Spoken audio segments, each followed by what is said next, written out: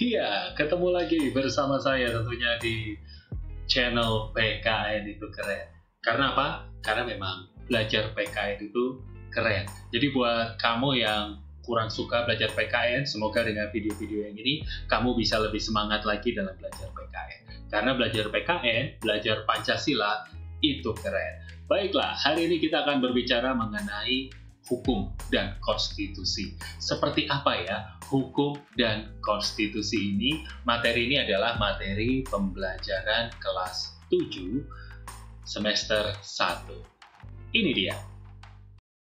Oke, hari ini kita akan belajar tentang proses pembentukan UUD 1945. Ini adalah materi bab 3 dari pembelajaran PKN kelas 7. Ya, kita akan lihat dulu ini gambar apa ya. Kalau kamu lihat ini adalah gambar buku Undang-Undang Dasar 1945. Nah, jadi apa ini? Ini adalah buku UUD 1945. Pertanyaannya adalah apa itu UUD 1945? Kita akan mulai dari UUD dulu, Undang-Undang Dasar. UUD 1945 ini adalah sumber hukum dasar tertulis yang mengikat dan mengatur pemerintah, lembaga negara, dan juga mengikat seluruh warga negara Indonesia. Undang-Undang Dasar ini merupakan keseluruhan naskah hukum yang berisi pembukaan dan pasal-pasal. Jadi UUD 1945 ini isinya adalah peraturan-peraturan yang tertinggi ada di Indonesia. Oke, jadi UUD 1945 itu apa? Ya, UUD 1945 itu adalah peraturan-peraturan tertinggi di Indonesia yang mengatur seluruh kehidupan warga negara Indonesia. UUD 45, kenapa kok namanya 1945? Karena memang dia dibuat di tahun 1945. Nah, ini adalah tampilan dari beberapa Undang-Undang 1945. Ini ada dari pasal 1, ada pasalnya, ada babnya, ada ayatnya juga. Jadi bentuknya seperti ini, Undang-Undang Dasar 1945. Jadi memang yang namanya Undang-Undang itu isinya adalah berbagai macam peraturan. Oke, ini adalah sistematika atau isi dari UUD 1945 yang terbaru. Ya, yang jelas UUD 1945 ini isinya yang pertama adalah alinea pembukaan UUD 1945. Terdapat 4 alinea di sana. Lalu ada isinya juga peraturan. Nah, di dalam UUD 1945 yang terbaru, revisi yang terbaru, itu terdapat 21 bab, ada 73 pasal, dan ada 170 ayat. Cukup banyak ya. Dan ada 3 pasal aturan peralihan, lalu 2 pasal aturan tambahan. Ya, ini dia UUD 1945. UUD 1945 ini adalah hukum dasar atau konstitusi negara Indonesia. Nah, setiap negara di dunia ini memiliki hukum dasarnya masing-masing. Sedangkan konstitusi sendiri berasal dari bahasa Latin, yaitu constitutio, yang artinya undang-undang dasar atau hukum dasar. Jadi kesimpulannya, undang-undang dasar adalah konstitusi. Indonesia menganut paham yang namanya konstitusionalisme, seperti yang tercantum dalam pasal 1 ayat 2 UUD Negara Republik Indonesia tahun 1945 yang berbunyi, kedaulatan berada di tangan rakyat dan dilaksanakan menurut Undang-Undang Dasar. Nah, apa itu paham konstitusionalisme? Ya, paham konstitusionalisme itu adalah paham yang berpendapat bahwa kekuasaan penguasa itu harus dibatasi oleh hukum. Hal ini dilakukan karena kekuasaan yang absolut atau tidak punya batas biasanya akan jadi sewenang-wenang. Jadi gini, Indonesia ini menganut paham konstitusionalisme. Artinya apa? Setiap penguasa, setiap presiden, gubernur, setiap petinggi yang ada di Indonesia, itu ada yang membatasi. Apa yang membatasi mereka? Yang membatasi mereka adalah hukum. Tujuannya apa? Supaya para presiden, para gubernur itu tidak sewenang-wenang. Seperti orang-orang ini, kamu mungkin tahu ya, yang sebelah kiri ada Hitler, lalu ada dari presiden dari Korea Utara, lalu ada Stalin.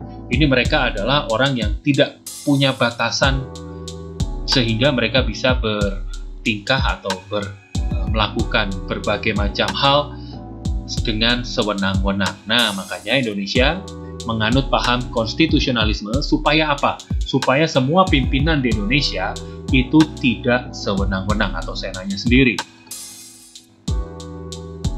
Nah, Indonesia ini lembaga yang membuat UUD tadi itu adalah BPUPKI.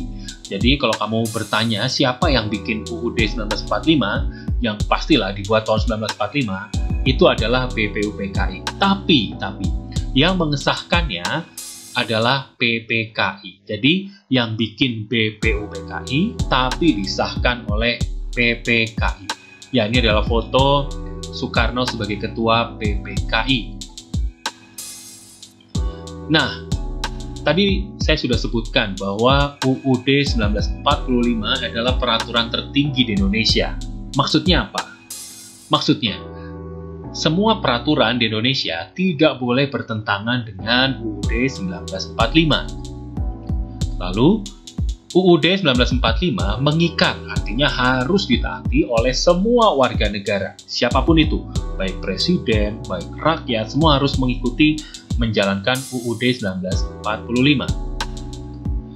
Dan semua kebijakan atau aturan yang dibuat oleh lembaga negara tidak boleh bertentangan dengan UUD 1945. Jadi itulah kenapa UUD 1945 adalah peraturan tertinggi di Indonesia. Loh, berarti kalau peraturan tertinggi berarti ada peraturan lain dong? Ada. Selain UUD 1945, ada banyak sekali peraturan-peraturan lain. Tapi letaknya ada di bawah UUD 1945. Nah, di hari ini kita tidak bahas peraturan-peraturan lain itu, kita akan membahas yang UUD 1945 sebagai peraturan tertinggi di Indonesia. Nah, apa isinya?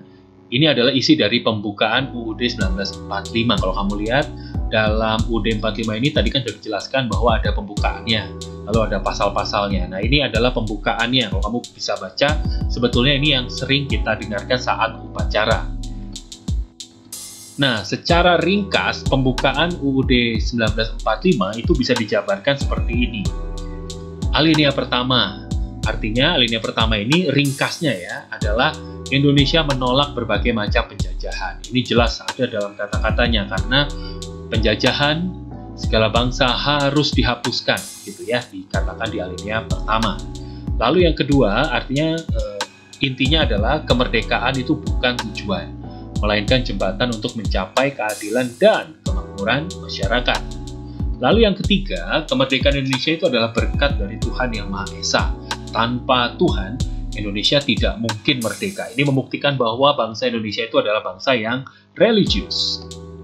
Next, alinea keempat, karena memang dalam pembukaan UUD 1945 cuma ada 4 alinea. Alinea keempat membahas tentang cita-cita bangsa Indonesia. Ada banyak cita-citanya, nanti kamu bisa baca di alinea keempat UUD 1945. Oke, setelah BPUPKI membuat rancangan UUD 1945, maka selesailah tugas BPUPKI. Akhirnya pada tanggal 18 Agustus 1945, PPKI secara resmi mengesahkan UUD 1945. Kita wajib menaati setiap peraturan yang ada di Indonesia. Oke, hari ini segitu dulu. Nanti kita akan sambung dengan yang lain.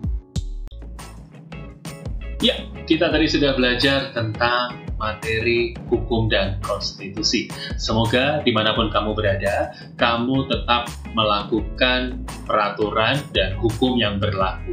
Karena bukan karena hukumannya atau sanksinya, tapi kamu sadar bahwa dengan menjalankan peraturan, kamu membuat wilayahmu menjadi lebih tertib dan lebih tentram.